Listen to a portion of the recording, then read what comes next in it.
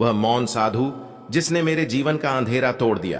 क्या आपने कभी महसूस किया है कि सब कुछ होते हुए भी अंदर कुछ मर सा गया है? हंसी नकली लगने लगे और जिंदगी बोझ बन जाए। आज की यह कहानी किसी कल्पना की नहीं है।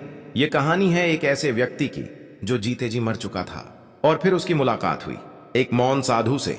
इस वीडियो को अंत तक सुनना, क्योंकि आखिरी शब्द आपकी सोच हमेशा के लिए बदल सकते हैं। हल्का मौन, बांसुरी की धीमी धुन। अध्याय 1, टूटा हुआ मन। मेरा नाम आरव है, उम्र 32 साल। लोग कहते थे तुम्हारे पास सब कुछ है, नौकरी, घर, परिवार, लेकिन कोई नहीं जानता था कि हर रात मैं अपने ही विचारों से लड़ते हुए सोता था। सुबह उठना एक सज्जा लगती थी, आईने में चेहरा दिखता था पर आंखों में कोई नहीं होता था।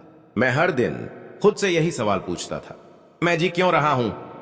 अध्याय 2, भागने की कोशिश। एक दिन सब कुछ छोड़कर मैं शहर से बाहर निकल पड़ा। ना कोई प्लान, ना कोई मंजिल, बस ट्रेन में बैठ गया और उतर गया एक अनजान छोटे से कस्बे में। वहां एक पुराना सा बौद्ध विहार था। लोग कहते थे वहां एक साधु रहता है जो बहुत कम बोलता है। अध्याय 3, मौन साधु। वह साधु पीले वस्त्रों में एक पेड़ के नीचे बैठा था, आंखें बंद, चेहरे पर अजीब सी शांति। मैंने पूछा, क्या मैं यहां बैठ सकता हूं? उसने आंखें खोली और बस मुस्कुरा दिया। कोई सवाल नहीं, कोई जवाब नहीं। अध्याय 4, पहला वाक्य। कई मिनट बीत गए, मैं बेचैन होने लगा। तभी उसने कहा, दुख इसलिए नहीं है कि जीवन कठिन है, दुख इसलिए है क्योंकि तुम जीवन से लड़ रहे हो।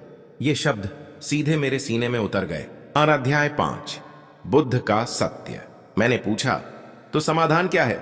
साधु बोला, गौतम बुद्ध ने कहा था, जिस दिन तुमने स्वीकार करना सीख लिया उसी दिन दुख हार जाएगा। मैं चुप हो गया। क्या सच में मैं ही अपनी पीड़ा का कारण था? अध्याय 6, भीतर का शोर। साधु बोला, तुम्हारा मन एक बाजार बन चुका है। शांति वहां नहीं मिलती जहां शोर को पालते हो। उसने मुझे बस इतना करने को कहा, 3 सांसें, बिना बदले, बिना रोके, बस देखने को। अध्याय 7, पहली दरार।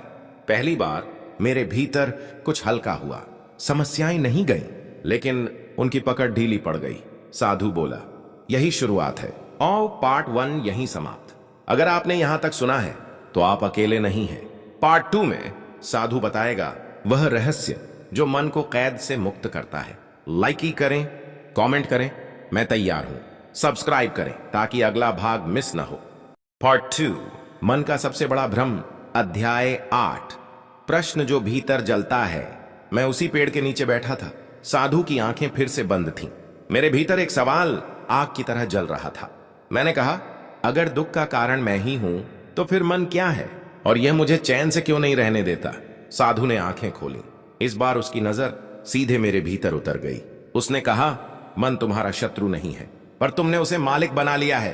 अध्याय 9, मन स्मृति का बोझ। साधु बोला, मन कोई जीवित वस्तु नहीं, यह सिर्फ स्मृतियों का संग्रह है। उसने जमीन से सूखा पत्ता उठाया। यह पत्ता अतीत है, पेड़ से अलग, अब यह बस याद है। फिर मेरी ओर देखते हुए बोला, तुम रोज बीते हुए कल को आज में ढोते हो, इसलिए आज भारी लगता है। मेरी सांस रुक सी गई। अध्याय 10, बुद्ध का रहस्य। मैंने पूछा, तो बुद्ध ने क्या किया था? साधु मुस्कुराया, बुद्ध ने मन को मारा नहीं, उसे देखा। जिस दिन तुम अपने विचारों को देखना शुरू कर दोगे उसी दिन तुम उनसे अलग हो जाओगे। अध्याय 11, विचारों की भीड़। साधु बोला, अभी आंख बंद करो। मैंने आंखें बंद की। 5 सेकंड, 10 सेकंड, विचारों की भीड़ उमड़ पड़ी। डर, पछतावा, भविष्य। मैंने आंखें खोल दी। ये रुकते ही नहीं, मैं लगभग चिल्ला पड़ा। अध्याय 12, सबसे खतरनाक भ्रम। साधु ने बहुत शांत स्वर में कहा, सबसे खतरनाक भ्रम यह है कि तुम सोचते हो ये विचार तुम हो। विचार आते हैं, जाते हैं, पर देखने वाला हमेशा स्थिर रहता है। उसने मेरी छाती की ओर इशारा किया, वह तुम हो। अध्याय 13, साक्षी भाव। साधु बोला, बुद्ध ने इसे कहा, साक्षी भाव। न लड़ो, न बदलो, बस देखो। उसने कहा, जब गुस्सा आए कहो, मैं गुस्से को देख रहा हूं। जब डर आए कहो, मैं डर को देख रहा हूं। फिर देखो क्या होता है। अध्याय 14, पहला अनुभव। मैंने कोशिश की, एक डर उभरा, तू असफल है। पहली बार मैं उससे लड़ा नहीं, मैंने सिर्फ देखा। और कुछ सेकंड बाद वह विचार खुद ही ढीला पड़ गया। मैं हक्का बक्का रह गया। अध्याय 15 साधु का सत्य। साधु बोला, विचारों की ताकत तुम्हारी पहचान से आती है। जिस दिन तुमने उनसे दूरी बना ली वे कमजोर हो जाएंगे। अध्याय 16 दुख क्यों बना रहता है। मैंने पूछा, तो लोग सालों तक दुखी क्यों रहते हैं। साधु बोला, क्योंकि वे अपने दुख को अपनी पहचान बना लेते हैं। मैं दुखी हूं से बदल कर कहो, दुख घटित हो रहा है, बस इतना अंतर। अध्याय 17 भीतर की हलचल। उस दिन कुछ टूट रहा था। मैं वहीं था, लेकिन कुछ हल्का, जैसे किसी ने अंदर की जंजीर ढीली कर दी हो। अध्याय 18 बुद्ध का वाक्य। साधु ने अंतिम बात कही, तुम्हें शांति लानी नहीं है, शांति पहले से है, तुम्हें बस शोर हटाना है। पार्ट 2 समाप्त। अगर आपने यह भाग ध्यान से सुना है तो अब आप समझने लगे हैं कि दुख बाहर नहीं अंदर पैदा होता है। पार्ट 3 इच्छाओं का जाल। अध्याय 19 एक नया प्रश्न। सुबह की रोशनी पेड़ की पत्तियों से छनकर जमीन पर गिर रही थी। मेरे भीतर कल से ज्यादा शांति थी, लेकिन एक सवाल अब भी कांटे की तरह चुभ रहा था। मैंने साधु से कहा, अगर विचारों को देखने से दुख ढीला पड़ जाता है तो फिर इच्छाएं इतनी ताकतवर क्यों होती हैं। साधु ने बहुत धीरे कहा, क्योंकि इच्छाएं तुम्हें भविष्य में खींच ले जाती हैं। अध्याय 20 इच्छा क्या है। साधु बोला, इच्छा कोई पाप नहीं है, समस्या इच्छा नहीं आसक्ति है। उसने जमीन पर एक सीधी रेखा खींची, यह वर्तमान है, फिर उससे आगे एक और रेखा, यह भविष्य। इच्छा तुम्हें इस पल से काटकर उस रेखा में डाल देती है जो अभी अस्तित्व में ही नहीं। मेरे माथे पर शिकन पड़ गई। अध्याय 21 और चाहिए का रोग। साधु ने कहा, आज की दुनिया एक ही मंत्र पर चलती है और चाहिए ज्यादा पैसा, ज्यादा पहचान, ज्यादा सुख। पर बुद्ध ने कहा था, जिसे पर्याप्त का पता नहीं उसके लिए कुछ भी पर्याप्त नहीं। ये शब्द सीधे दिल में उतर गए। अध्याय 22 मेरी सच्चाई। मैंने स्वीकार किया, मैं हमेशा अगली चीज के पीछे भागता रहा। जब नौकरी मिली तो पद चाहिए था, जब पद मिला तो सम्मान चाहिए था। साधु मुस्कुराया, और जब सम्मान मिला मैं चुप हो गया। अध्याय 23 इच्छाओं की चाल। साधु बोला, हर इच्छा एक वादा करती है, मुझे पूरा कर लो फिर तुम खुश हो जाओगे। पर जब इच्छा पूरी होती है वह जन्म देती है एक नई इच्छा को। यही है दुख का पहिया। अध्याय 24 बुद्ध का मध्यम मार्ग। मैंने पूछा, तो क्या बुद्ध ने सब कुछ छोड़ दिया। साधु ने सिर हिलाया, नहीं, बुद्ध ने त्याग नहीं सिखाया, बुद्ध ने समझ सिखाई। ना भोग में डूबो, ना खुद को सताओ, इसे कहा जाता है मध्यम मार्ग। अध्याय 25 इच्छा बनाम आवश्यकता। साधु बोला, आवश्यकता शरीर की होती है, इच्छा अहंकार की। शरीर को कम चाहिए, अहंकार को कभी संतोष नहीं। मैं पहली बार इस अंतर को स्पष्ट देख पा रहा था। अध्याय 26 प्रयोग। साधु ने कहा, आज एक प्रयोग करो, जब कोई इच्छा उठे उसे तुरंत पूरा मत करो, बस 90 सेकंड उसे देखो। अगर वह आवश्यकता है वह रहेगी, अगर इच्छा है वह ढीली पड़ जाएगी। अध्याय 27 भीतर की जीत। उसी शाम मेरे मन में पुरानी बेचैनी उठी, फोन उठाने की तीव्र इच्छा। मैं रुका, सांस देखी, इच्छा देखी, और 1-2 मिनट में वह लहर खुद ही शांत हो गई। मेरे चेहरे पर हल्की सी मुस्कान आ गई। अध्याय 28 पहली आजादी। मैंने महसूस किया मैं मजबूर नहीं हूं। इच्छाएं आती हैं लेकिन मैं उनका गुलाम नहीं। साधु ने कहा, यही पहली स्वतंत्रता है। अध्याय 29 बुद्ध का वाक्य। साधु ने अंत में कहा, दुख त्याग से नहीं मिटता, दुख आसक्ति की समझ से मिटता है। पार्ट 3 समाप्त। अगर आप यहां तक मेरे साथ आए हैं तो अब आप समझने लगे हैं दुख क्यों बार बार लौट आता है।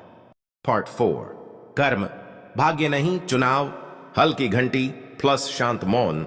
अध्याय 30 सुबह का प्रश्न। उस दिन सूरज निकलते समय मैं पहले से जाग रहा था। मन में एक अजीब सी स्थिरता थी, लेकिन एक प्रश्न अब भी भीतर धड़क रहा था। मैंने साधु से पूछा, अगर विचार और इच्छाएं इतना कुछ तय करती हैं तो फिर भाग्य क्या है? क्या सब पहले से लिखा है? साधु ने मेरी ओर देखा और पहली बार थोड़ा जोर से हंसा। अध्याय 31 भाग्य का भ्रम। साधु बोला, भाग्य सबसे सुविधाजनक बहाना है। जब कुछ अच्छा हो कहते हो मेहनत, जब कुछ बुरा हो कहते हो भाग्य। मेरे चेहरे पर हल्की शर्म उतर आई। अध्याय 32। कर्म का असली अर्थ। साधु ने कहा, कर्म का अर्थ सजा या इनाम नहीं है। कर्म का अर्थ है क्रिया। हर विचार एक कर्म है, हर इच्छा एक कर्म है, हर निर्णय एक कर्म है और हर कर्म परिणाम बनकर लौटता है। अध्याय 33। आज का चुनाव। साधु ने जमीन पर एक पत्थर रखा। यह आज है। फिर उससे आगे एक और पत्थर। यह कल है। आज का चुनाव कल का अनुभव बनता है। इसी को लोग भाग्य कहते हैं। मेरी आंखें खुलती जा रही थीं। एनर सैट श्योटिताओ, क्यों दो लोग एक परिस्थिति? मैंने पूछा। तो फिर एक ही परिस्थिति में दो लोग अलग क्यों जीते हैं? साधु बोला, क्योंकि परिस्थिति नहीं, प्रतिक्रिया जीवन बनाती है। एक व्यक्ति चोट को सीख बना लेता है, दूसरा उसी चोट को पहचान बना लेता है। 4 अध्याय 35। मेरा अतीत। पहली बार मैंने अपने अतीत को दोष नहीं दिया। मैंने देखा मैंने कितनी बार चोट को अपना परिचय बना लिया था। मैं ऐसा ही हूं, मेरे साथ हमेशा ऐसा ही होता है। साधु ने कहा, यही कर्म का जाल है। अध्याय 36। कर्म का पहिया। साधु बोला, सोच, भावना, क्रिया, आदत, जीवन। अगर तुम सोच बदल दो तो पूरा पहिया बदल सकता है। बुद्ध ने कहा था, मन ही सब कुछ है। अध्याय 37। वर्तमान की ताकत। मैंने पूछा, तो मुक्ति कब मिलती है? साधु ने मेरी छाती की ओर हल्का सा इशारा किया। अभी, जब तुम बीते कर्मों को ढोना छोड़ देते हो और इस पल में होश से जीने लगते हो। अध्याय 28। जिम्मेदारी का जन्म। उस पल मैंने पहली बार खुद को पीड़ित नहीं, उत्तरदायी महसूस किया। डर भी था, लेकिन साथ ही एक शक्ति भी। अध्याय 29। बुद्ध का वाक्य। साधु ने अंतिम शब्द कहे, तुम्हारा जीवन तुम्हारे विचारों का परिणाम है और विचार बदले जा सकते हैं। पार्ट 4 समाप्त। धीमी आवाज। अगर आपने यहां तक यह यात्रा की है तो अब आप समझ चुके हैं, आप असहाय नहीं हैं।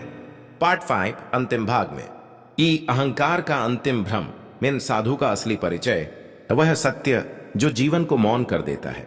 स्क्रीन टेक्स्ट लाइक करें, कमेंट करें। मैं जिम्मेदारी स्वीकार करता हूं। सब्सक्राइब करें। अंतिम भाग मिस मत करना। बस लिखो, पार्ट 5 लिखो और हम इस कहानी को एक अविस्मरणीय अंत तक ले चलेंगे। पार्ट 5 अंतिम भाग। अहंकार का अंत, मौन की शुरुआत। अध्याय 40। अंतिम रात। उस रात आसमान साफ था, तारे जैसे बहुत पास आ गए हों। मैं और साधु अलाव के पास शांत बैठे थे। अब सवाल कम थे, लेकिन एक बात अब भी अधूरी थी। मैंने धीरे से पूछा, अगर विचार, इच्छा और कर्म सब देखे जा सकते हैं तो मैं कौन हूं? साधु ने आग में एक लकड़ी डाली। फीज अध्याय 21। अहंकार का भ्रम। साधु बोला, जिसे तुम मैं कहते हो वह एक कहानी है। नाम की कहानी, अतीत की कहानी, उपलब्धियों की कहानी, यही है अहंकार। उसने आग की ओर देखते हुए कहा, अहंकार असली नहीं, बस आदत है। अध्याय 42। जब मैं गिरने लगता है। उसने मुझसे कहा, ध्यान से देखो, जब तुम दुखी होते हो तुम कहते हो मैं दुखी हूं, पर जब शांति होती है क्या तुम कहते हो मैं शांत हूं? मैं चुप रह गया। साधु बोला, दुख को पकड़ लेते हो, शांति को नहीं। अध्याय 43। सागर और लहर। साधु ने कहा, तुम लहर नहीं हो, तुम सागर हो। लहर उठे या गिरे, सागर वैसा ही रहता है। उस पल कुछ भीतर ढह गया। मैं पहली बार अपने विचारों के पीछे उस खालीपन को महसूस कर रहा था। अध्याय 44। मौन का अनुभव। साधु ने कहा, अब कुछ मत करो, बस बैठो। कोई तकनीक नहीं, कोई अभ्यास नहीं, बस बैठना। कुछ मिनट बाद एक अजीब सी शांति उतर आई। न खुशी न दुख, बस होना। अध्याय 45। साधु का परिचय। मैंने आंखें खोली। साधु मुझे देख रहा था। मैंने पूछा, आप कौन हैं? उसने मुस्कुराकर कहा, कोई नहीं, और यही मेरी स्वतंत्रता है। अध्याय 46। अंतिम सीख। साधु बोला, तुम्हें कहीं पहुंचने की जरूरत नहीं। जो तुम खोज रहे थे वह खोजने वाला ही था। बुद्ध ने कहा था, अप दीपो भव, स्वयं अपना प्रकाश बनो। अध्याय 47 विदाई। सुबह मैं उठा। पेड़ के नीचे कोई नहीं था, ना साधु ना अलव, बस शांत हवा और भीतर एक गहरी स्थिरता। अध्याय 38 वापसी। मैं वापस शहर लौटा। सब कुछ वही था, लेकिन कुछ भी पहले जैसा नहीं। समस्याएं थीं, लेकिन अब वे मेरी पहचान नहीं थीं। अध्याय 39 अंतिम सत्य। मैं अब जानता था, मैं विचार नहीं हूं, मैं इच्छा नहीं हूं, मैं कर्म नहीं हूं, मैं वह हूं जो सबको देख रहा है। कहानी समाप्त। अगर आप यहां तक इस कहानी के साथ आए हैं तो शायद आप भी वही देख रहे हैं जो मैंने देखा। अंतिम स्क्रीन टेक्स्ट बहुत असरदार। लाइक करें अगर मौन को महसूस किया, कमेंट करें मैं जाग रहा हूं, सब्सक्राइब करें ऐसी और बौद्ध कहानियों के लिए। भाग 1 राजकुमार से प्रश्नों की शुरुआत। बहुत समय पहले की बात है। हिमालय की तराई में बसा एक शांत और समृद्ध राज्य था, कपिलवस्तु। यह राज्य शाक्य वंश का गौरव था। चारों ओर हरे भरे खेत, बहती नदियां, ऊंचे महल और खुशहाल प्रजा। राजा शुद्धोधन इस राज्य के प्रतापी शासक थे। उनके महल में धन दौलत की कोई कमी नहीं थी, पर एक कमी थी, संतान की। वर्षों की प्रार्थनाओं, यज्ञों और व्रतों के बाद एक रात रानी महामाया ने एक अद्भुत स्वप्न देखा। उन्होंने देखा कि एक श्वेत हाथी, जिसके दांत कमल के फूल जैसे चमक रहे थे, उनके गर्भ में प्रवेश कर गया। सुबह होते ही पूरे महल में यह सपना चर्चा का विषय बन गया। राजा शुद्धोधन ने ज्योतिषियों और आर्षियों को बुलवाया। सभी ने एक स्वर में कहा, हे राजन, आपके यहां जो बालक जन्म लेगा वह साधारण नहीं होगा। वह या तो महान चक्रवर्ती सम्राट बनेगा या फिर संसार को सत्य का मार्ग दिखाने वाला महापुरुष। यह सुनकर राजा प्रसन्न तो हुए, लेकिन भीतर कहीं भय भी जन्म ले चुका था। उन्हें अपने वंश का उत्तराधिकारी चाहिए था, कोई सन्यासी नहीं। कुछ महीनों बाद वैशाख पूर्णिमा की पवित्र रात आई। लुंबिनी वन में रानी महामाया ने एक दिव्य बालक को जन्म दिया। जैसे ही बालक ने धरती पर कदम रखा, मानो प्रकृति भी ठहर गई। कहा जाता है कि बालक ने 7 कदम चले और बोले, मैं संसार के दुखों का अंत करने आया हूं। पूरा आकाश जैसे प्रकाश से भर गया। बालक का नाम रखा गया सिद्धार्थ। महल में उत्सव था, नृत्य, संगीत, दान और भोज। राजा शुद्धोधन ने निश्चय कर लिया कि वे अपने पुत्र को हर दुख, हर पीड़ा और हर अभाव से दूर रखेंगे। सिद्धार्थ बचपन से ही अलग थे। अन्य राजकुमारों की तरह उन्हें खेल कूद, युद्ध और भोग विलास में विशेष रुचि नहीं थी। वे अक्सर अकेले बैठकर आकाश, पक्षियों, पेड़ों और लोगों को निहारते रहते। एक दिन गुरु विश्वामित्र ने राजकुमारों को अस्त्र शस्त्र की शिक्षा देनी शुरू की। सिद्धार्थ ने थोड़े समय में ही सभी विद्याओं में निपुणता पाली, लेकिन उनके चेहरे पर कभी अहंकार नहीं आया। जब भी वे किसी घायल पशु को देखते, उनका हृदय कांप उठता। एक दिन उनके चचेरे भाई देवदत्त ने मजाक में एक हंस को तीर मार दिया। हंस घायल होकर भूमि पर गिर पड़ा। सिद्धार्थ दौड़कर आए, तीर निकाला और हंस को अपने हाथों में लेकर बोले, जिसने जीवन बचाया अधिकार उसी का है, न कि जिसने उसे मारना चाहा। यह बात पूरे दरबार में फैल गई। राजा शुद्धोधन को चिंता होने लगी। उन्हें लगा यह बालक कहीं वैराग्य की ओर न झुक जाए। समय बीतता गया। सिद्धार्थ युवा होने लगे। उनका विवाह सुंदर और बुद्धिमती यशोधरा से कर दिया गया। कुछ वर्षों बाद उनके यहां एक पुत्र का जन्म हुआ, राहुल। राजा शुद्धोधन को लगा अब सिद्धार्थ संसार से बंध गए हैं, पर भीतर का प्रश्न अब भी जाग रहा था।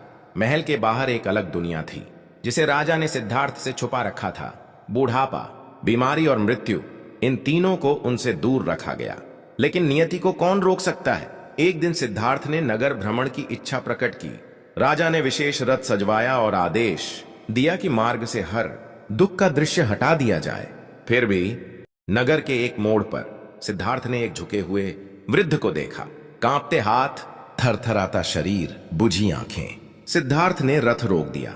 यह कौन है? उन्होंने सारथी से पूछा। सारथी ने कहा, राजकुमार, यह वृद्धावस्था है। जो जन्म लेता है वह एक दिन ऐसा ही बनता है। सिद्धार्थ चुप हो गए। कुछ दूरी पर उन्होंने एक रोगी को देखा, पीड़ा से कराहता हुआ। यह क्या है? यह रोग है राजकुमार। तीसरे दिन उन्होंने एक शवयात्रा देखी। यह क्यों ले जा रहे हैं? यह मृत्यु है स्वामी, इससे कोई नहीं बचता। सिद्धार्थ के भीतर जैसे तूफान उठ खड़ा हुआ। उसी दिन उन्होंने एक शांत सन्यासी को देखा, चेहरे पर अद्भुत शांति। यह कौन है? यह त्याग का मार्ग अपनाने वाला साधु है। उस रात सिद्धार्थ सो नहीं पाए। महल की दीवारें अब उन्हें कैद जैसी लगने लगीं। रत्न, रेशमी वस्त्र, संगीत सब व्यर्थ प्रतीत होने लगा। वे सोचते रहे, यदि सबको बूढ़ा होना है, बीमार होना है और मरना है, तो फिर सुख का अर्थ क्या है? यही प्रश्न उनकी आत्मा को जला रहा था। रात के तीसरे पहर उन्होंने अपने सोए हुए पुत्र राहुल को देखा। पल भर के लिए हृदय डगमगाया, पर फिर भीतर से आवाज आई, यदि मैं स्वयं दुख में हूं तो दूसरों को क्या दूंगा? उसी रात उन्होंने राजमहल छोड़ दिया। न कोई शोर न घोषणा, सिर्फ एक मौन त्याग। घोड़ा, कंठक और सारथी छन्ना उनके साथ थे। नगर की सीमा पर पहुंचकर सिद्धार्थ ने अपने आभूषण उतार दिए, केश काट दिए और कहा, अब मैं सत्य की खोज में जा रहा हूं। यहीं से शुरू हुई एक ऐसी यात्रा जिसने आगे चलकर पूरे संसार को बदल दिया। भाग 2, त्याग, तपस्या और आत्मसंघर्ष। राजमहल छोड़ने के बाद सिद्धार्थ के सामने कोई मार्ग निश्चित नहीं था। न उन्हें पता था कि सत्य कहां मिलेगा, न यह कि ज्ञान का द्वार किस ओर खुलेगा। उनके पास केवल एक ही चीज थी, भीतर जलता हुआ प्रश्न।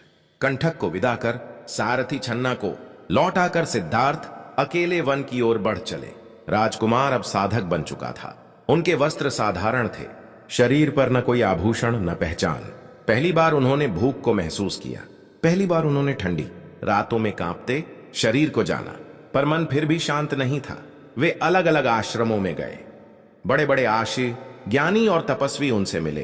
किसी ने वेद सिखाए, किसी ने ध्यान की विधियां बताईं, किसी ने आत्मा के सिद्धांत समझाए। सिद्धार्थ सब सीखते गए, पर हर बार अंत में वही प्रश्न लौट आता, क्या यही दुख से मुक्ति है? एक गुरु ने कहा, इंद्रियों को कुचल दो, शरीर को कष्ट दो, तभी आत्मा शुद्ध होगी।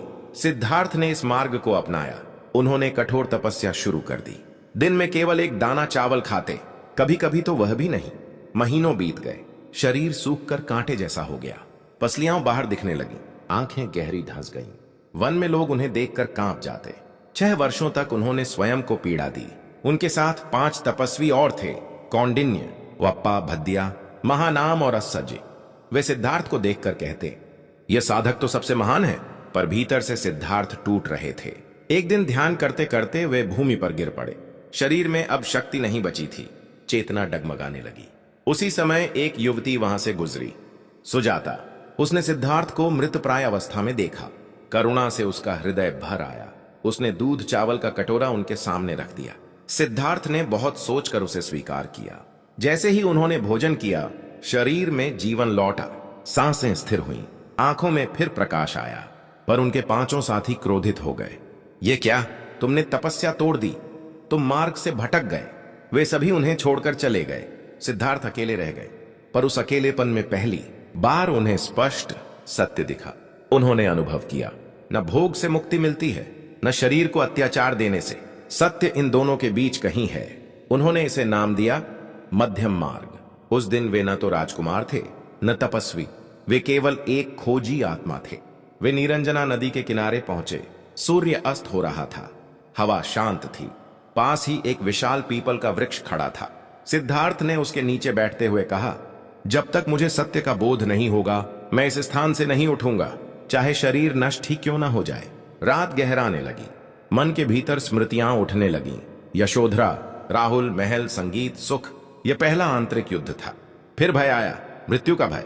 फिर अहंकार बोला, तुम कौन हो जो संसार का दुख मिटाने चले हो? ये सब उनके मन के ही स्वर थे, पर इतने प्रबल कि मानो कोई अदृश्य शक्ति उन्हें डगमगाना चाहती हो। उन्होंने आंखें नहीं खोली, सांस को देखा, विचारों को आते जाते देखा। धीरे धीरे मन शांत होने लगा। रात का अंतिम पहर आया।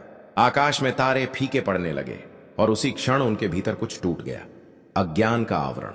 उन्हें अपने पूर्व जन्मों की झलक मिली। उन्होंने देखा कि कैसे तृष्णा जन्म लेती है, कैसे इच्छा दुख बनती है, कैसे मोह बंधन रचता है।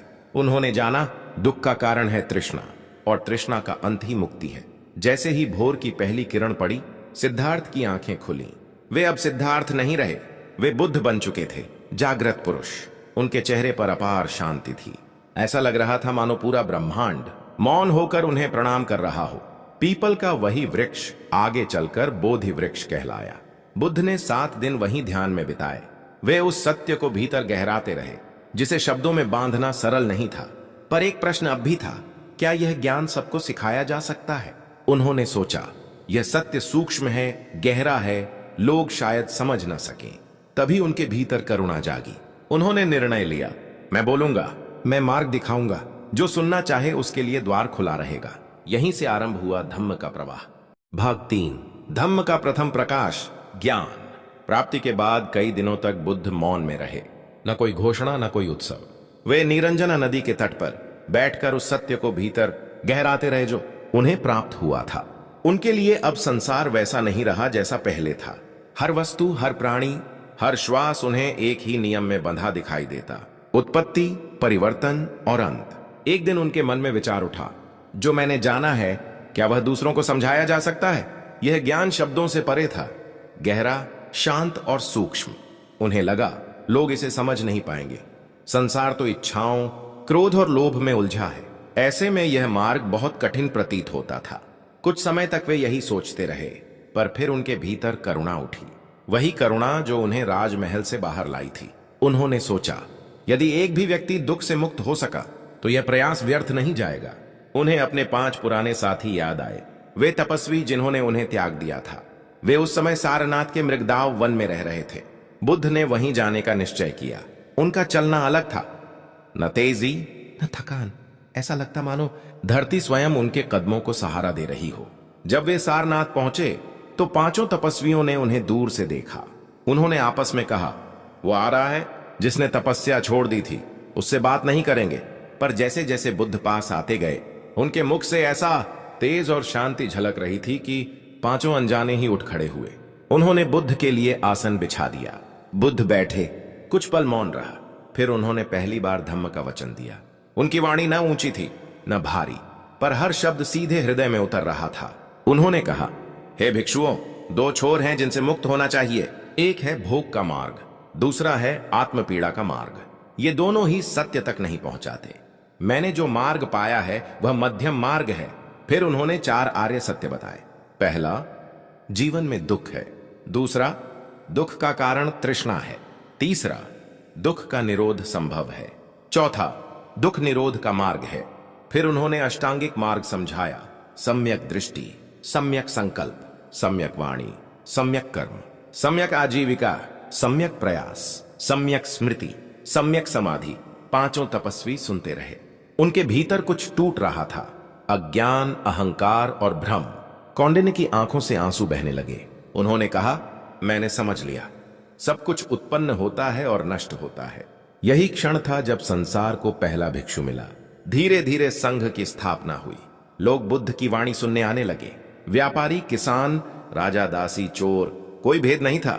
बुद्ध कहते, मैं किसी को ऊंचा या नीचा नहीं मानता। जो दुख से मुक्त होना चाहता है वही मेरा शिष्य है। एक दिन एक हत्यारा उनके सामने आया, अंगुलिमाल। उसने कई लोगों की उंगलियां काट रखी थीं। लोग उससे कांपते थे। जब वह बुद्ध की ओर दौड़ा तो बुद्ध शांत चलते रहे। अंगुलिमाल जितना तेज दौड़ता, बुद्ध उतने ही स्थिर दिखाई देते। थक कर वह चिल्लाया, रुको! बुद्ध ने कहा, मैं तो रुक चुका हूं, तू कब रुकेगा? ये शब्द अंगुलिमाल के भीतर तीर की तरह उतर गए। उसने हथियार फेंक दिए, रो पड़ा। बुद्ध ने उसे भी शरण दी। यही धम्म था जो अंधकार को भी प्रकाश में बदल दे। समय के साथ बुद्ध की ख्याति बढ़ने लगी। राजा बिंबिसार उनके शिष्य बने। उन्होंने वेलुवन विहार दान किया। संघ बढ़ता गया, लेकिन विरोध भी बढ़ा। देवदत्त, जो बुद्ध का चचेरा भाई था, ईर्ष्या से भर उठा। वह स्वयं संघ का नेता बनना चाहता था। उसने बुद्ध को बदनाम करने का प्रयास किया, षड्यंत्र रचे, पर बुद्ध मौन और करुणा में अडिग रहे। वे कहते, घृणा से घृणा शांत नहीं होती, केवल प्रेम से ही घृणा शांत होती है। लोग बुद्ध को भगवान नहीं मानते थे, वे उन्हें शिक्षक मानते थे। बुद्ध स्वयं कहते, मैं मार्ग दिखाता हूं, चलना तुम्हें है। उनकी शिक्षाएं किसी ग्रंथ के लिए नहीं थीं, जीवन के लिए थीं। जहां वे जाते, लोगों के चेहरे बदल जाते। क्रोध में शांति आ जाती, लोभ ढीला पड़ जाता, भय पिघलने लगता। धम्म अब नदी बन चुका था, जो गांव गांव बह रहा था। भाग 4, करुणा, क्षमा और अंतर्मन की विजय। समय बीतता गया। धम्म की धारा दूर दूर तक फैलने लगी। जहां बुद्ध जाते, वहां शांति का अनुभव होता। लोग उन्हें देखने नहीं, स्वयं को समझने आते थे। एक दिन बुद्ध कपिलवस्तु की ओर बढ़े, उसी नगरी की ओर जहां उन्होंने राजकुमार सिद्धार्थ के रूप में जीवन जिया था। यह समाचार नगर में आग की तरह फैल गया। राजा शुद्धोधन, जो वर्षों से अपने पुत्र को खो चुके थे, यह सुनकर भावुक हो उठे। उनके मन में क्रोध भी था, पीड़ा भी और प्रेम भी। नगर सजाया गया, लोग छतों पर खड़े होकर देखने लगे। वही राजकुमार अब साधारण वस्त्रों में, हाथ में भिक्षा पात्र लिए नगर में प्रवेश कर रहा था। राजा यह दृश्य सह न सके। वे दरबार से बाहर आए और बोले, तू हमारे वंश का अपमान कर रहा है, भिक्षा मांगता फिर रहा है। बुद्ध शांत स्वर में बोले, महाराज, मैं अपने कुल का धर्म निभा रहा हूं। राजा ने पूछा, कौन सा कुल? बुद्ध बोले, बुद्धों का कुल, जिसमें भिक्षा ही मर्यादा है। राजा मौन हो गए। उस रात बुद्ध महल में नहीं रुके, वे विहार में ठहरे। अगले दिन यशोधरा आई। उनकी आंखों में वर्षों का विरह था, पर कोई शिकायत नहीं। उन्होंने राहुल को आगे किया, यह आपका पुत्र है, इसे भी इसका उत्तराधिकार दीजिए। बुद्ध ने राहुल के सिर पर हाथ रखा। उन्होंने कहा, मैं इसे ऐसा उत्तराधिकार दूंगा जो कभी नष्ट नहीं होगा। राहुल को संघ में प्रवेश दिया गया। यशोधरा भी अंततः भिक्षुणी बनी। यह संसार के इतिहास में पहली बार था जब स्त्रियों को आध्यात्मिक समानता मिली। बुद्ध ने कहा, स्त्री और पुरुष में आत्मा का कोई भेद नहीं। संघ में अब करुणा का विस्तार हो चुका था। लोग बुद्ध से प्रश्न पूछते। कोई पूछता, सुख कैसे मिले? कोई पूछता, दुख क्यों है? कोई पूछता, मृत्यु के बाद क्या है? बुद्ध मुस्कुराते। वे कहते, मैं तुम्हें उत्तर नहीं, दृष्टि देता हूं। एक मां अपने मृत बच्चे को लेकर बुद्ध के पास आई। वह विलाप कर रही थी। बुद्ध ने कहा, सरसों का दाना ले आओ। पर ऐसे घर से जहां कभी मृत्यु ना हुई हो। वो पूरा नगर घूम आई, कहीं भी ऐसा घर न मिला। उसकी आंखें खुल गईं। वह समझ गई, दुख अकेले उसका नहीं है। उसका रोना मौन में बदल गया। बुद्ध ने कहा, जो जन्मा है वह जाएगा, इसे समझना ही शांति है। कई बार लोग बुद्ध का अपमान करते, पत्थर फेंके जाते, गालियां दी जाती।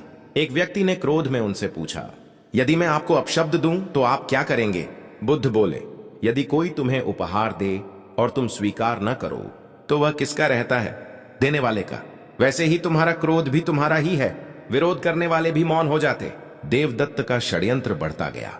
उसने हाथी को मदमस्त कर बुद्ध पर छोड़ दिया, पर बुद्ध करुणा से खड़े रहे। हाथी उनके पास आकर शांत हो गया। भीड़ स्तब्ध रह गई।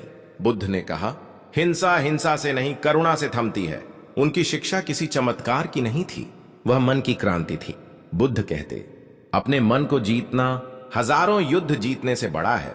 धीरे धीरे उनका शरीर कमजोर होने लगा। उम्र बढ़ रही थी, पर उनका तेज कम नहीं हुआ। वे अंतिम समय तक चलते रहे, सिखाते रहे। उन्होंने कहा, अप दीपो भव, स्वयं अपना दीपक बनो।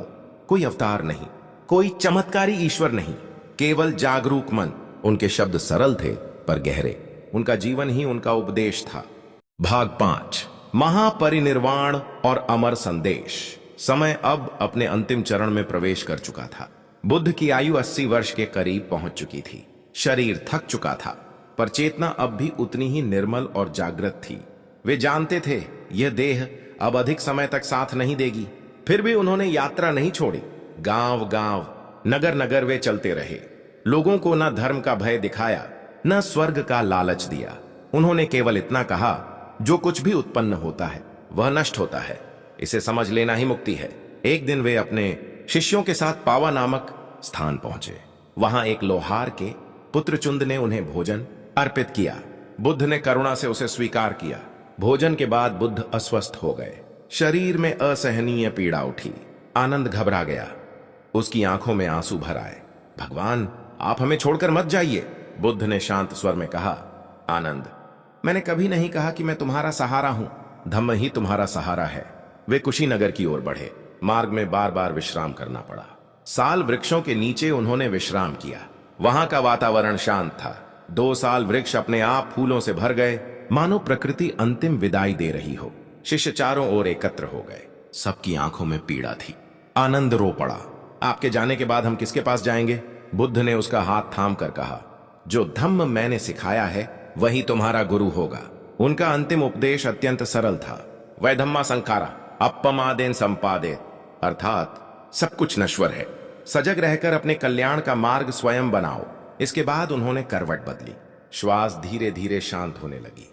कोई आकाशीय गर्जना नहीं हुई, कोई चमत्कार नहीं हुआ, बस एक गहरा मौन फैल गया। बुद्ध महापरिनिर्वाण को प्राप्त हुए, पर उस क्षण भी उन्होंने संसार को कुछ नहीं छोड़ा सिवाय जागरूकता के। उनकी देह चली गई, पर धम्म जीवित रहा। शिष्य रो रहे थे, पर भीतर कहीं शांति भी थी, क्योंकि बुद्ध ने मृत्यु को भी भय नहीं बनाया था। उन्होंने सिखाया, मृत्यु अंत नहीं है, परिवर्तन है।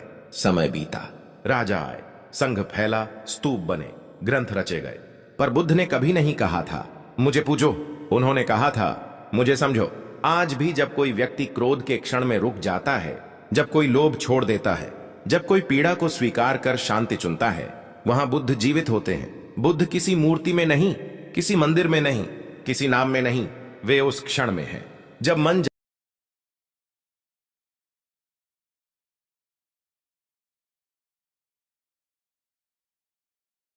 मनुष्य की सबसे बड़ी भूल यह नहीं है कि वह संसार में फंसा है। मनुष्य की सबसे बड़ी भूल यह है कि वह फंसा हुआ है और उसे पता भी नहीं। बहुत से लोग कहते हैं हम संसार में हैं, क्या करें? पर असली प्रश्न यह है, संसार हमारे भीतर क्यों है? इसी प्रश्न के साथ यह कहानी शुरू होती है। बहुत वर्ष पहले मगध राज्य में एक युवक रहता था। नाम था अनिरुद्ध। अनिरुद्ध न तो साधारण था और न ही कोई सन्यासी। वह उन लोगों में से था जो न तो संसार से संतुष्ट होते हैं और न ही संसार छोड़ने का साहस रखते हैं। उसके भीतर एक अजीब बेचैनी थी। वह व्यापार करता था, घर परिवार था, सम्मान था, पर फिर भी हर रात सोते समय उसके भीतर एक प्रश्न जागता, क्या यही जीवन है? वह देखता लोग धन के पीछे भाग रहे हैं, मान सम्मान के पीछे लड़ रहे हैं, प्रेम को भी अधिकार बना रहे हैं और देह को ही सब कुछ समझ बैठे हैं। अनिरुद्ध इन सब में शामिल था, पर भीतर से अलग भी। यही वह तीसरा व्यक्ति था जिसका जीवन सबसे कठिन होता है। एक दिन उसने सुना तथागत गौतम बुद्ध श्रावस्ती के पास जेतवन विहार में ठहरे हैं। अनिरुद्ध वहां पहुंचा। उसने देखा कुछ भिक्षु ध्यान में बैठे हैं, कुछ मौन में चलते हैं, कुछ केवल सांस लेते हुए जागृत दिखाई दे रहे हैं। अनिरुद्ध ने सोचा, ये लोग क्या पा चुके हैं जो मैं पाकर भी खाली हूं? उसने बुद्ध से प्रश्न नहीं पूछा, वह बस बैठ गया। बुद्ध ने उसे देखा पर कुछ कहा नहीं। बहुत देर बाद बुद्ध बोले, जो प्रश्न पूछने आया है वह उत्तर सुनने के लिए तैयार नहीं होता, और जो मौन में बैठता है वह पहले से ही उत्तर के करीब होता है। अनिरुद्ध का मन कांप गया। कुछ दिन वह विहार में रहा, ध्यान करने की कोशिश की, पर उसका मन भागता रहा। व्यापार, घर, स्त्री, भविष्य, लाभ, हानि। वह परेशान होकर बुद्ध के पास गया। यह अनिरुद्ध बोला, भगवान, मैं ध्यान नहीं कर पाता, मैं आंखें बंद करता हूं तो संसार और तेज हो जाता है। बुद्ध मुस्कुराए। बुद्ध बोले, तू आंखें बंद क्यों करता है? अनिरुद्ध चौंका। ध्यान के लिए।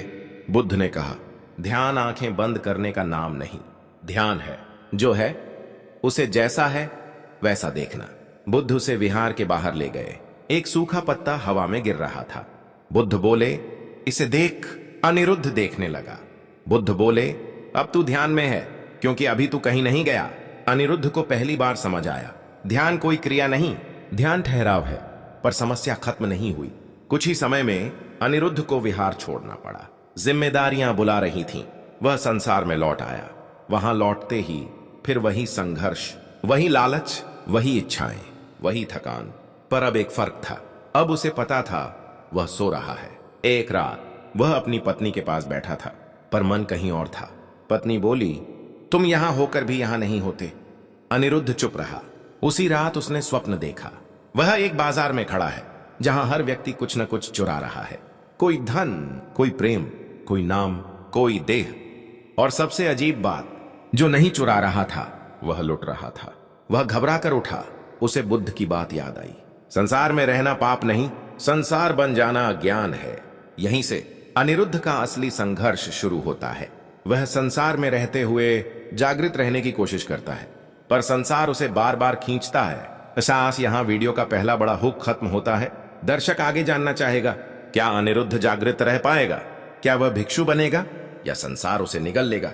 बुद्ध उसकी कैसे परीक्षा लेंगे? अगर यह कहानी आपके भीतर कुछ हिला रही है तो लाइक जरूर करें। थोड़ा पॉज। आप क्या संसार में रहते हुए जागृत रहना चाहते हैं? कमेंट में जरूर लिखें और इस कहानी को शेयर करें, क्योंकि हो सकता है कोई और भी इसी द्वंद्व में फंसा हो। आगे क्या होगा? अगर आप कहेंगे मैं पार्ट 2 में दिखाऊंगा। अनिरुद्ध का पतन, प्रेम और लालच की परीक्षा, चोरी का आरोप, बुद्ध से अंतिम सामना, और कहानी को राजा, मृत्यु, जागृति और मुक्ति तक ले जाऊंगा, बिल्कुल उसी गहराई में जैसी आपने चाहिए। पार्ट 2, जागरण के बीच फंसा मनुष्य, तथागत की मौन शिक्षा, मोटिवेशनल हिंदी बुद्ध स्टोरी, बुद्ध। अनिरुद्ध अब वैसा नहीं रहा था जैसा पहले था। वह संसार में था पर पूरी तरह संसार का नहीं। पर यही स्थिति सबसे खतरनाक होती है। जो पूरी तरह अंधा है वह चैन से जीता है, जो पूरी तरह जाग गया है वह भी शांत रहता है। पर जो बीच में अटका है, न नींद में न जागरण में, वही सबसे अधिक पीड़ित होता है। अनिरुद्ध व्यापार करता था, लोग उसे ईमानदार मानते थे, पर भीतर भीतर इच्छाएं मर नहीं रही थीं, बस छिप गई थीं। और छिपी हुई इच्छाएं और भी ज्यादा ताकतवर हो जाती हैं। एक दिन व्यापार में घाटा हुआ, पहली बार बड़ा घाटा। रात को नींद नहीं आई। मन ने कहा, अगर थोड़ी चालाकी कर ली जाए तो क्या बुरा है, सब करते हैं। संसार में बिना चोरी के कौन जीता है। अनिरुद्ध चौंक गया। यह वही विचार था जो उसने अपने स्वप्न में देखा था। वह उठा, बाहर गया, आकाश की ओर देखा। उसे बुद्ध की आवाज याद आई, विचार आना समस्या नहीं, विचार बन जाना समस्या है। उसने उस रात कुछ नहीं किया, पर संसार हार नहीं मानता। धीरे धीरे छोटी छोटी बातों से समझौते शुरू हुए। थोड़ा झूठ, थोड़ा लालच, थोड़ा डर, और हर बार मन कहता, बस इस बार। कुछ वर्षों में अनिरुद्ध सफल भी हो गया। धन आया, सम्मान बढ़ा, पर शांति घटती चली गई। वह अब ध्यान नहीं करता था, पर उसे याद था कि उसने कभी ध्यान किया था। यही स्मृति उसके लिए वरदान भी थी और अभिशाप भी। एक रात उसने देखा, उसका पूरा नगर आग में जल रहा है, लोग चिल्ला रहे हैं और वह कुछ चुरा रहा है। वह पसीने में भीग कर उठा। उसने निश्चय किया, मुझे बुद्ध के पास जाना चाहिए, पर जीवन ने मौका नहीं दिया। एक दिन राजा के भंडार से चोरी हुई। संदेह अनिरुद्ध पर गया। उसके पास सबूत नहीं थे, पर परिस्थितियां थीं, और संसार में परिस्थितियां ही पर्याप्त होती हैं। अनिरुद्ध पकड़ा गया लोहे की जंजीरों में। भीड़ उसे चोर कह रही थी। उसी समय उसके भीतर एक आवाज उठी, देख, यही वह जगह है जहां तू जाग सकता है।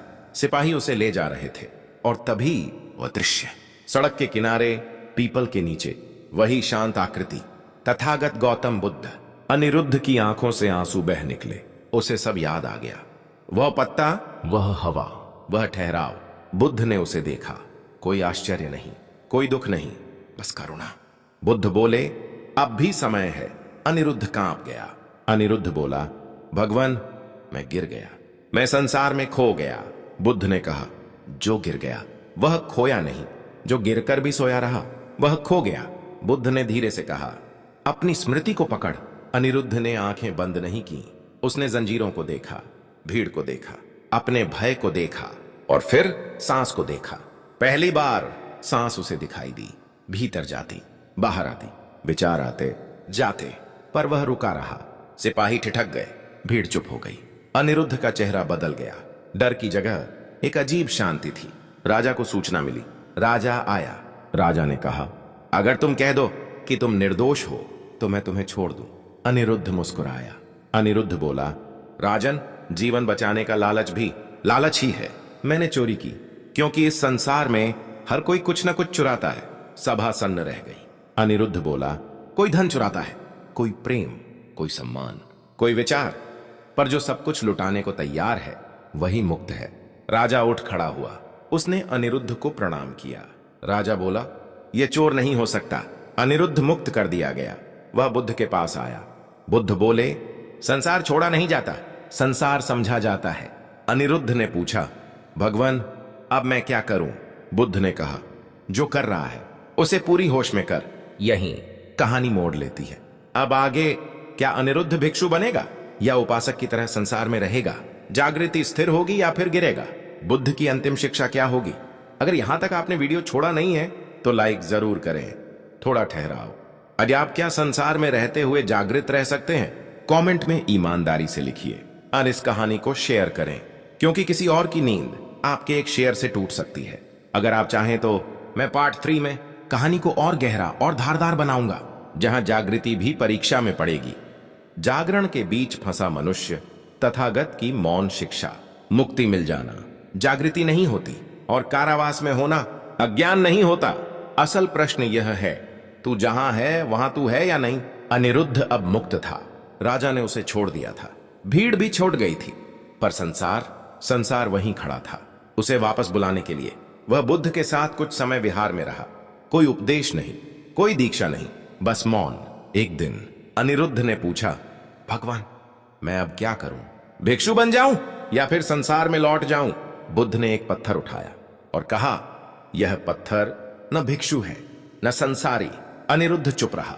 बुद्ध बोले, दुख रूप नहीं है, दुख आसक्ति है। अनिरुद्ध समझने लगा, भिक्षु का वस्त्र या गृहस्थ का वस्त्र कुछ नहीं बदलता, बदलता है मन का झुकाव। कुछ दिन बाद अनिरुद्ध संसार में लौट गया, पर अब वह वही व्यक्ति नहीं था। वह व्यापार करता था, पर लालच से नहीं। वह बोलता था, पर झूठ से नहीं। वह प्रेम करता था, पर अधिकार से नहीं। और यही सबसे कठिन था। लोग उसे अजीब समझने लगे। किसी ने कहा, यह ठंडा हो गया है। किसी ने कहा, यह डर गया है। किसी ने कहा, यह पागल है। पर अनिरुद्ध जानता था, वह पहली बार होश में है। एक दिन उसकी पत्नी ने कहा, तुम बदल गए हो। अनिरुद्ध मुस्कुराया। उसने कहा, नहीं, अब मैं दिखने लगा हूं। पत्नी को यह समझ नहीं आया। और यही सबसे बड़ी परीक्षा शुरू हुई, जिसे तुम जागृति कहते हो। वह अकेली कर देती है, भीड़ में रहते हुए भी अकेला। पत्नी नाराज रहने लगी, घर में दूरी बढ़ने लगी। मन ने कहा, पहले जैसा बन जा, थोड़ा झूठ बोल ले, थोड़ा समझौता कर ले। और अनिरुद्ध ने देखा, जागृति भी अहंकार बन सकती है। वह चौंका। उसी रात वह बुद्ध के पास गया। अनिरुद्ध बोला, भगवान, अब मुझे यह डर लगने लगा है कि कहीं जागृति भी मेरी पहचान न बन जाए। बुद्ध ने गहरी दृष्टि से देखा। बुद्ध बोले, जो जागृति को पकड़ता है वह भी सो रहा है। अनिरुद्ध का शरीर कांप गया। बुद्ध बोले, जागृति कोई उपलब्धि नहीं, यह तो हर पल की मृत्यु है। हर पल पुराने मैं को छोड़ना। अनिरुद्ध समझ गया, अगर उसने कहा मैं जागृत हूं तो वहीं गिर जाएगा। कुछ समय बाद एक भयानक अकाल पड़ा। नगर में भूख फैल गई। लोग चोरी करने लगे, हिंसा बढ़ने लगी। लोग अनिरुद्ध के पास आए, तुम बुद्ध के शिष्य हो, हमें मार्ग दिखाओ। यहीं सबसे खतरनाक क्षण आया। मन ने कहा, अब बोल, अब गुरु बन, अब तुम्हारा समय है। और उसी क्षण अनिरुद्ध को पसीना आ गया। उसे बुद्ध की बात याद आई, जो मार्ग दिखाने की इच्छा करता है वह खुद मार्ग से हट जाता है। अनिरुद्ध ने लोगों से कहा, मैं कोई गुरु नहीं हूं। लोग निराश हो गए, पर कुछ लोग रुके। अनिरुद्ध बोला, मैं बस इतना जानता हूं, अगर हम अभी होश में रहें तो हिंसा नहीं होगी। उसने लोगों के साथ भोजन बांटा, खुद भूखा रहा। किसी को उपदेश नहीं, बस उपस्थिति। धीरे धीरे नगर शांत होने लगा। लोगों ने कहा, तुमने हमें बचा लिया। अनिरुद्ध ने उत्तर दिया, नहीं, तुम जागे, मैं बस वहां था। उस रात अनिरुद्ध अकेला बैठा था, आकाश को देख रहा था। और अचानक उसके भीतर कुछ टूटा। कोई आनंद नहीं, कोई चमत्कार नहीं, बस एक गहरी शांति, जिसका कोई मालिक नहीं था। न अनिरुद्ध था, न जागृति थी, न संसार था, बस जो है वह था। उसी क्षण बुद्ध की अंतिम शिक्षा उसके भीतर गूंज उठी, जहां तू है वहां पूरी तरह हो। Part 3 and. अब आखिरी भाग में क्या अनिरुद्ध पूर्ण मुक्त होगा? क्या वह संसार में ही लीन रहेगा? बुद्ध की अंतिम विदाई और जागृति की सबसे सरल परिभाषा। अगर यहां तक आपने वीडियो छोड़ा नहीं है तो लाइक जरूर करें। थोड़ा विराम। क्या आपको लगता है जागृति संसार छोड़ने से आती है या होश से? कमेंट में लिखिए। इस कहानी को शेयर करें, क्योंकि शायद किसी को याद दिलाना जरूरी है कि वह सो रहा है। अगर आप तैयार हैं तो आखिरी और सबसे गहरा भाग, जागरण के बीच फंसा मनुष्य, तथागत की मौन शिक्षा। जागृति का अंत कोई उत्सव नहीं होता, न ढोल, न शंख, न आकाश से उतरती रोशनी। जागृति का अंत बहुत साधारण होता है, इतना साधारण कि अहंकार वहां टिक ही नहीं पाता। अनिरुद्ध अब वही कर रहा था जो सामने था। न भविष्य की चिंता, न अतीत का बोझ। लोग आते, वह सुनता। लोग जाते, वह नहीं रोकता। एक दिन बुद्ध ने संदेश भिजवाया, आओ। अनिरुद्ध पहुंचा। वही पीपल, वही मौन, वही करुण दृष्टि। बुद्ध बोले, अब तू प्रश्न नहीं पूछता। अनिरुद्ध ने सिर झुका दिया। बुद्ध ने कहा, क्योंकि अब तुझे पता है कि उत्तर बाहर नहीं होते। अनिरुद्ध बोला, भगवान, अब मुझे डर नहीं लगता, पर कोई आनंद भी नहीं आता। बुद्ध मुस्कुराए। बुद्ध बोले, आनंद भी एक सपना है, और जो आनंद खोजता है वह अभी भी सो रहा है। अनिरुद्ध की आंखों से आंसू बह निकले। अनिरुद्ध बोला, तो फिर बचा क्या? बुद्ध ने कहा, जो बचा है वही सत्य है। कुछ दिन बाद बुद्ध ने विहार छोड़ा और कुछ समय बाद महापरिनिर्वाण। अनिरुद्ध वहां नहीं था, और यही सबसे बड़ी बात थी, क्योंकि अब उसे वहां होने की जरूरत नहीं थी। वर्ष बीते, अनिरुद्ध वृद्ध हो गया, पर थका नहीं। एक दिन एक युवक उसके पास आया। युवक बोला, मैं जागृत होना चाहता हूं, पर ध्यान में बैठना नहीं चाहता। आंखें बंद करके मैं खुद को नहीं खोजना चाहता। अनिरुद्ध ने उसे देखा बहुत देर तक, फिर कहा, तू मत बैठ। युवक चौंका। अनिरुद्ध बोला, चलते समय चल, खाते समय खा, सुनते समय सुन, बस इतना कर कि जो कर रहा है उसमें पूरा हो जा। युवक बोला, इतना ही? अनिरुद्ध मुस्कुराया। उसने कहा, इतना ही बहुत है। उस रात अनिरुद्ध चुपचाप सो गया और फिर उठा नहीं। गांव वालों ने कहा वह मर गया, पर जो समझते थे उन्होंने कहा वह कहीं गया ही नहीं। अंतिम सत्य, द एंड मैसेज। संसार छोड़ना कठिन नहीं, संसार पकड़ना आसान नहीं, पर संसार में रहकर संसार न बन जाना, यही बुद्ध का मार्ग है। ध्यान कोई क्रिया नहीं, ध्यान होश है। जागृति कोई लक्ष्य नहीं, जागृति वर्तमान है। और जो यह समझ गया वह न संसारी रहा न सन्यासी, वह मनुष्य रहा पूरा। Final CTA, professional ending. अगर यह पूरी कहानी आपने अंत तक देखी है तो लाइक जरूर करें। थोड़ा ठहराव, कमेंट में सिर्फ इतना लिखिए, मैं होश में जीना चाहता हूं। आज इस वीडियो को शेयर करें, क्योंकि किसी को जगाने के लिए चिल्लाना नहीं पड़ता, बस याद दिलाना होता है।